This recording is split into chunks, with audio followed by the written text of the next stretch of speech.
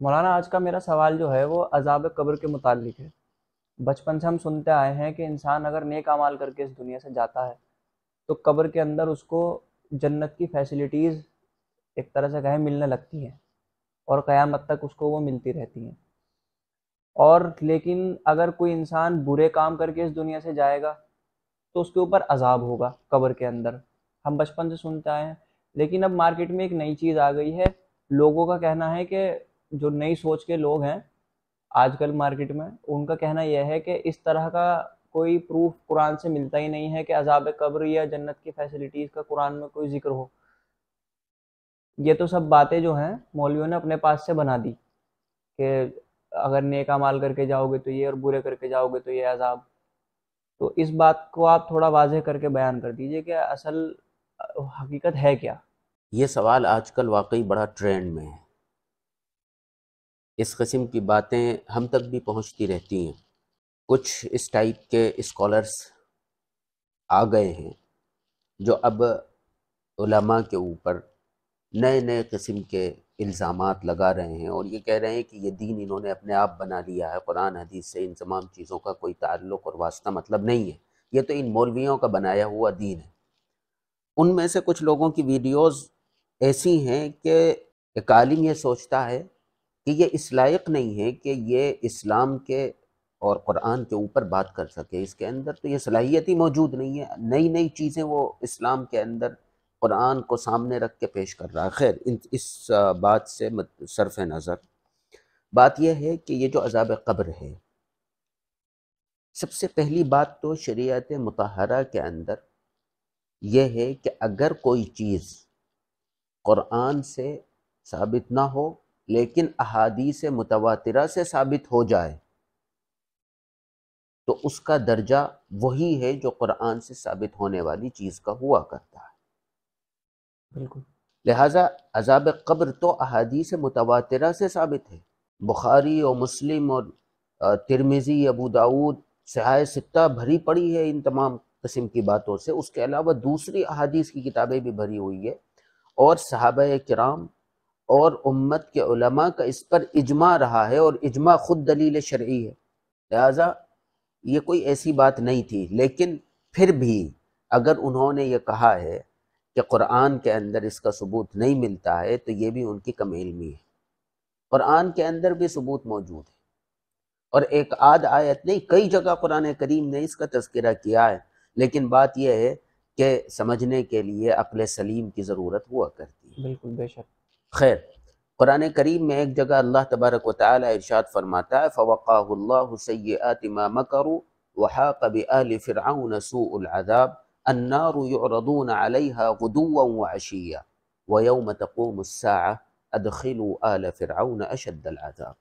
یہاں فرعون اور فرعون کی جماعت کا تذکرہ ہے، اور اللہ تبارک و تعالی نے ان کے بارے میں ایک بات کہی ہے، النَّارُ يُعْرَضُونَ عَلَيْهَا غُدُوًّا وَعَشِيًّا، آگ ان پر صبح اور شام پیش کی جائے گی، آگ ان کے اوپر مسلط کی جائے گی صبح میں بھی اور شام میں بھی۔ پھر اس کے بعد کیا کہا، وَيَوْمَ تَقُومُ السَّاعَةُ أَدْخِلُوا آلَ فِرْعَوْنَ أَشَدَّ الْعَذَابِ، اور قیامت کے دن ان سے یہ کہا جائے گا کہ اب تم دردناک عذاب میں داخل ہو جاؤ۔ اب سمجھیے قرآن کیا کہہ رہا ہے۔ اگر یہ آگ کا صبح اور شام ان کو آگ مسلط کیے جانے والی بات اگر قیامت کے بعد ہوتی تو پھر الگ سے یہ بات کیوں کہی جاتی وَيَوْمَ تَقُومُ السَّاعَةُ؟ آپ انداز دیکھیے قرآن کا، النَّارُ يُعْرَضُونَ عَلَيْهَا غُدُوًّا وَعَشِيًّا، کہ صبح اور شام آگ ان پر مسلط کی جائے گی، وَيَوْمَ تَقُومُ السَّاعَةُ، اور جس دن قیامت قائم کی جائے گی، ادخلوا آل فرعون اشد العذاب۔ اس کا مطلب یہ ہے کہ یہ جو آگ کا صبح اور شام ان کے اوپر پیش ہونا ہے یہ قیامت سے پہلے ہے۔ بالکل یہی تو ہے اس کا مطلب، یہی سمجھ آتا ہے اس بات بالکل صاف واضح ہے سے، قرآن۔ واضح ہے۔ اور پھر جب یہ قیامت سے پہلے ہے تو پھر کہاں ہے یہ؟ عذاب قبر ہے یہ، بھئی عذاب قبر ہی تو ہے پھر یہ، اگر قیامت سے پہلے ہے، اور روزانہ یہ عمل ان کے ساتھ ہوگا، قرآن کہہ رہا ہے روزانہ ان کو سزا دی جائے گی۔ اب اس کے اندر ایک چیز سمجھیے کہ عذاب قبر جو ہے وہ عذاب حشر سے کمزور ہوا کرتا ہے، کہ وہاں تو ان کو پورے طور پر آگ کے اندر داخل کر دیا جائے گا کہ اب 24 گھنٹے اس میں رہنا ہے، سمجھ رہے ہیں؟ جی جی اور یہاں پر معاملہ تھوڑا ہلکا ہے کہ 24 گھنٹے نہیں، صبح اور شام۔ بالکل اب اس کے اندر اگر ہم بات آپ کی تسلیم بھی کر لیں، کیونکہ کہیں کہیں قرآن کریم میں تقدیم تاخیر ہوا کرتی ہے کہ کوئی بات جو پہلے کہی ہے در حقیقت اس کا تعلق بعد سے ہے، اس کو تقدیم تاخیر کہتے ہیں۔ اگر ہم بالفرض محال آپ کی یہ بات تسلیم کر لیں اور یہ کہہ دیں یہ تاخیر ہے، اس کو پہلے بیان کر دیا گیا، حقیقت میں اس کا تعلق بعد سے ہے، یہ اگر ہم تسلیم کر بھی لیں تو سوال یہ پیدا ہوتا ہے کہ جب کسی کو پرماننٹ آگ میں ڈال دیا گیا تو اب صبح شام آگ کو اس کے اوپر مسلط کرنے کا کیا مطلب ہوا؟ یعنی یہ لوجیکل بھی غلط ہے، سمجھ رہے ہیں آپ؟ تو یہ آیت قرآن کریم کی عذاب قبر کو ثابت کرتی ہے، لیکن یہ تو آپ نے دجل کیا ہے، جان بوجھ کر اس کو بیان نہیں کرنا چاہتے آپ، یہ تو آپ نے ایسا کیا ہے، دھوکہ کیا ہے، یا یہ کہ آپ کے علم میں ہی نہیں ہے، آپ کا علم اتنا ہے ہی نہیں کہ آپ ان قرآن کریم کو سمجھ سکیں۔ تو آپ نے ایک نئی بات دنیا کے سامنے پیش کر دی اور کہہ دیا کہ مولویوں کے پروپیگنڈے انہوں نے یہ سب کام کیے۔ اسی طرح ایک اور آیت سنیے، وَمِمَّنْ حَوْلَكُمْ مِنَ الْأَعْرَابِ مُنَافِقُونَ وَمِنْ أَهْلِ الْمَدِينَةِ مَرَدُوا عَلَى النِّفَاقِ لَا تَعْلَمُهُمْ نَحْنُ نَعْلَمُهُمْ سَنُعَذِّبُهُمْ مَرَّتَيْنِ ثُمَّ يُرَدُّونَ إِلَىٰ عَذَابٍ عَظِيمٍ، کہ منافقین کا تذکرہ ہو رہا ہے، تو اللہ کہہ رہا ہے سَنُعَذِّبُهُمْ مَرَّتَيْنِ، ہم ان کو عذاب دیں گے 2 دفعہ، ثُمَّ يُرَدُّونَ، پھر اس کے بعد انہیں بڑے عذاب میں کی طرف لوٹا دیا جائے گا۔ اب ایک چیز اور سمجھنے کی ہے، یہاں پر کہا گیا ہے سنعذبہم مرتین، قرآن کا انداز دیکھیے، مرتین 2 دفعہ ہم ان کو عذاب دیں گے، ثم یردون الی عذاب عظیم، پھر انہیں دردناک عذاب میں ڈال دیا جائے گا۔ تو یہاں پر دونوں چیزوں کے بیچ میں ثم آیا ہے، عربی کا لفظ قرآن کریم نے ثم استعمال کیا، اور عربی میں ثم کے معنی تعقیب کے ہوتے ہیں۔ تعقیب کا مطلب ثم سے پہلے والا اور ثم کے بعد والا، اس میں جو ترتیب بیان کی گئی ہے وہ ترتیب ویسے ہی رہے گی، پہلے یہ ہوگا بعد میں یہ ہوگا، 2 دفعہ عذاب دیں گے۔ تو اس کی تفسیر میں حضرات مفسرین لکھتے ہیں کہ 2 عذاب مرنے یعنی قیامت سے پہلے 2 عذاب ہیں۔ وہ کون کون سے عذاب ہیں؟ ایک تو ہے عذاب دنیا کی زندگی کے اندر عذاب میں مبتلا کریں گے، زندگی کے اندر پہلا عذاب، اور دوسرا عذاب قبر، 2 عذاب کہے، اور پھر اس کے بعد قیامت کے دن بڑے عذاب میں ان کو ڈال دیا جائے گا۔ یہ بھی عذاب قبر کو ثابت کر رہے ہیں یہ آیت بھی، اور بھی آیات ہیں، آپ کہیں تو میں سنا دوں، لیکن میں سمجھتا ہوں کہ 2 آیات سے مسئلہ صاف ہو گیا۔ جو ان کا دعویٰ تھا کہ قرآن کریم کے اندر ایسی کوئی بات نہیں کہی گئی ہے، عذاب قبر کا تذکرہ نہیں کیا گیا ہے، اس کو میں نے ثابت کیا۔ اور رہی بات یہ احادیث تو بھری پڑی ہیں، اس کا تو انکار ہی ممکن نہیں ہے، لہٰذا اگر ہم احادیث بھی یہاں پر بیان کرنے لگیں تو بات بہت لمبی ہو جائے گی، لیکن اتنا تو آپ سمجھ ہی لیجئے کہ یہ یا تو ان کا دجل ہے یا ان کی جہالت ہے۔ ٹھیک ہے مولانا، یہ بات تو واضح ہو گئی، ماشاءاللہ آپ نے قرآن سے بھی اس کا حوالہ دے دیا، اور حدیث تو آپ کہہ رہے ہیں کہ بھری پڑی ہیں۔ اچھا مولانا، اس میں ایک سوال اور یہ آتا ہے کہ یہ لوگ اپنی بات کو پروف کرنے کے لیے اس طرح کی دلیل دیتے ہیں کہ عذاب قبر کیسے ہوگا اس انسان پر جو بالکل کسی مطلب سمندر میں ڈوب کے مثلا مر گیا، اس کی باڈی نہیں ملی، یا کسی جانور نے اس کو کھا لیا، اس کی باڈی نہیں ملی، یا بالکل جو ہمارے غیر مذہب لوگ ہیں وہ جلا دیتے ہیں اپنے ہاں مردوں کو، وہ راکھ ہو جاتے ہیں، ان کی باڈی قبر میں جائے گی نہیں، تو ان پہ عذاب قبر کیسے ہوگا؟ تو یہ لوگ اس کو اپنی بات کی دلیل پیش کرتے ہیں کہ ان لوگوں پہ عذاب قبر کی کیا شکل ہوگی۔ اور مزید غیروں کی طرف سے یہ بات پوچھی جاتی ہے کہ جب باڈی ختم ہو گئی تو پھر جو دوسری زندگی ہوگی اس کا کانسیپٹ کیا ہے؟ بھئی جب باڈی ختم ہو گئی تو اب اس کو زندہ دوبارہ کیسے کیا جائے گا؟ جو ہماری شریعت کے اندر ہے، یا ہم بھی بچپن سے سنتے آئے ہیں کہ کل قیامت کے دن جو مردہ ہیں ان کو دوبارہ اٹھایا جائے گا، ان سے سوال جواب ہوں گے، اس کا مطلب اس بات کو بھی آپ تھوڑا واضح کیجیے۔ دیکھیے ایسا ہے کہ قرآن کریم میں اس قسم کے دلائل بھرے پڑے ہیں۔ مثال کے طور پر سورہ بقرہ کی ایک تھوڑی سی لمبی آیت ہے جس کے اندر اللہ تبارک و تعالی نے ارشاد فرمایا او کالذی مر علی قریۃ وہی خاویۃ علی عروشها قال انا یحیی هذه اللہ بعد موتها فاماته اللہ 100 عام ثم بعثه قال کم لبثت۔ لمبی آیت ہے، اس کے اندر ایک واقعہ بیان کیا گیا ہے، بنی اسرائیل کے ایک نبی کا واقعہ ہے کہ ان کا ایک ایسی بستی سے گزر ہوا جہاں پر اللہ کا عذاب نازل ہوا تھا، لاشیں پڑی ہوئی تھیں۔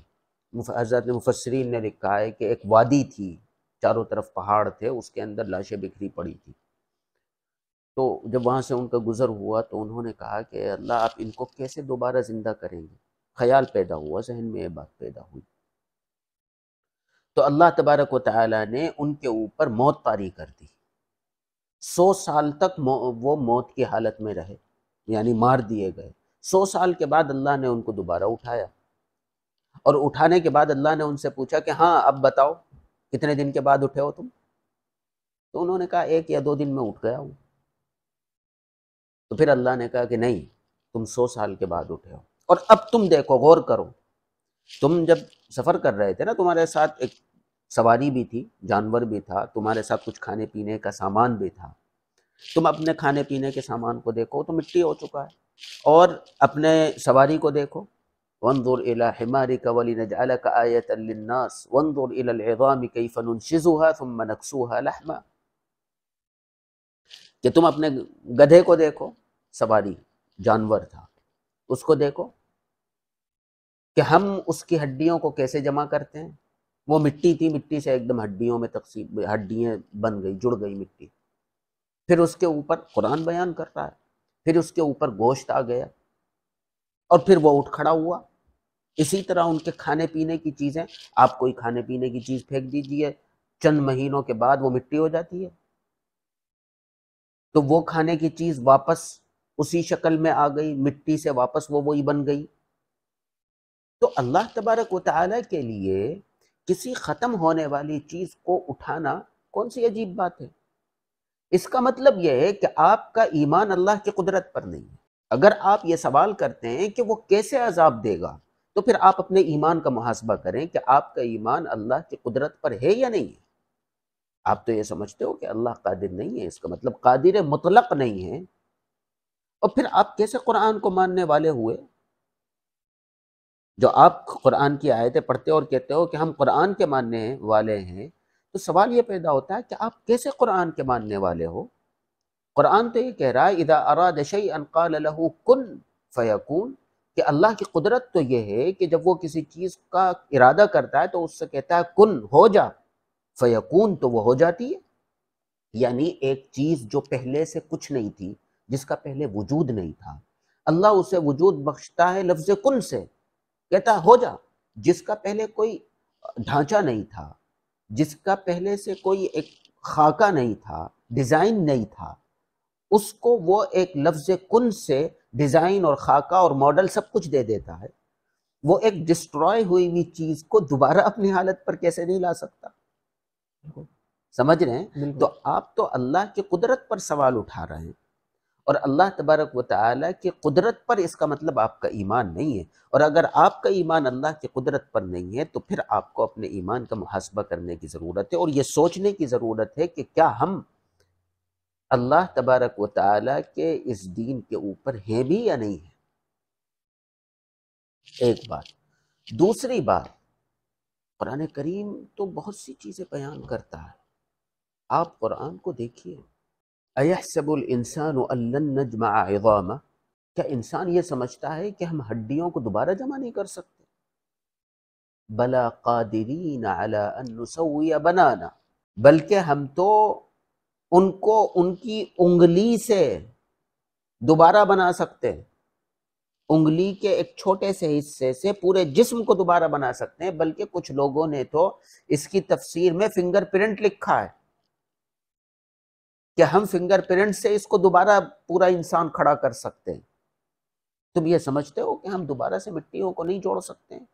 آپ مجھے بتائیے کہ وہ جانور جس نے اس کو کھایا، آدمی یا انسان یا جانور جو بھی چیز ہے، وہ جب کوئی چیز کھاتا ہے تو اس کو غلاظت بنا کے باہر نکال دیتا ہے، بالکل، اور وہ غلاظت واپس مٹی میں مل جاتی ہے۔ تو اس کے جو انسان کیا یا انسان کی باڈی کے جو اجزاء تھے وہ سب اس کی مشینری نے ڈسٹروائے کر کے اور واپس مٹی میں ملا دی، بالکل، تو وہ تو مٹی میں چلا گیا۔ اسی طرح آپ نے جس چیز کو جلایا، کیا جلنے والی چیز راکھ میں تبدیل ہوتی ہے یا نہیں ہوتی؟ آپ بالکل بتائیے، ہوتی ہے، راکھ میں ہوتی یا وہ آگ کی وجہ سے بالکل غائب ہو جاتی ہے؟ راکھ میں تبدیل ہوتی ہے نا، اور راکھ جو ہے مٹی میں جا کے مٹی ہو جاتی ہے۔ ہے، بالکل، آپ اگر کوئی چیز پانی کے اندر بہا دیں، آپ سائنس پڑھنے والے لوگ، آج کے لوگ، آپ اتنی سی بات نہیں سمجھتے۔ آپ مجھے بتائیے پانی کی صفائی کیسے ہوتی ہے؟ پانی کی صفائی مٹی کے تھرو ہوتی ہے۔ یہ پانی جو ہم نے یہاں گندا پانی نالیوں میں بہہ رہا ہے، یہ اسی مٹی کے اندر جا کے فلٹر ہونا شروع ہوتا ہے، اور نیچے جو نہریں بہہ رہی ہیں ان کے اندر پہنچتا ہے تو فلٹر ہو کے پہنچتا ہے، غلاظت جو ہے وہ مٹی اپنے اندر روک لیتی ہے۔ سمجھ رہے ہیں نا؟ تو یہ جو پانی ہے اس کے اندر جتنی بھی چیزیں ہیں، دوسری چیزیں جو اس کے ساتھ بہہ رہی ہیں، وہ ایک ٹائم آتا ہے کہ وہ مٹی کے اندر چلی جاتی ہیں، وہ مٹی کا جز بن جاتی ہیں واپس۔ تو آپ نے راکھ کو جلا دیا، جلا کے اس راکھ کو پانی میں بہا دیا، تو وہ کیا پانی کا جز بن گیا، یا وہ وہی مٹی کا ایک حصہ ہے اور اس کو فلٹر ہونا ہے؟ یہ ایک سائیکل ہے، ایک چیز دنیا کا طریقہ ہے۔ تو اب وہ دوبارہ جب وہ فلٹر ہوگا اور مٹی کا جز بن جائے گا تو وہ مٹی کے اندر چلا گیا، بالکل، اور پھر اللہ تبارک و تعالیٰ اس کو وہاں سے دوبارہ کھڑا کر دے گا۔ آپ اس کو کسی بھی شکل میں لے کر جائیں، وہ مٹی کا ہی جز بننا ہے، لاسٹ اور انتہا یہی ہے انسان۔